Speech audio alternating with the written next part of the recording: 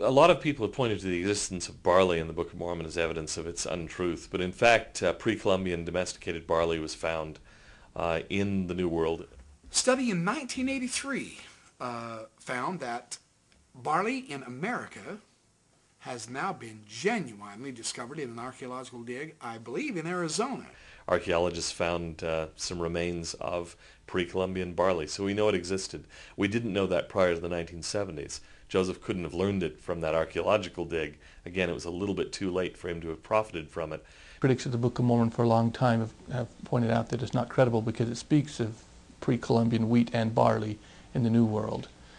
But since then, there's been pre-Columbian barley discovered in Arizona near Phoenix from a Hohokam civilization that dates around 300 BC to around 1000 AD. And also in early woodlands cultures in Illinois and Oklahoma, pre-Columbian barley has been found. And that also suggests that the jury ought to remain out on other grains and so on that are mentioned in the Book of Mormon. Just because you haven't found it doesn't mean that you won't find it. And just because you haven't found it doesn't mean that it didn't exist. You may never find it. Again, in the acidic soils and the heavy rainfall of Mesoamerica, a lot of things disappear.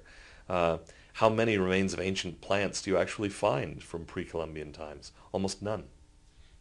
Likely during the long period of wars that took place, particularly towards the end of the Book of Mormon, when it doesn't appear that they're doing a lot of farming, the wheat and barley would have had difficulty surviving.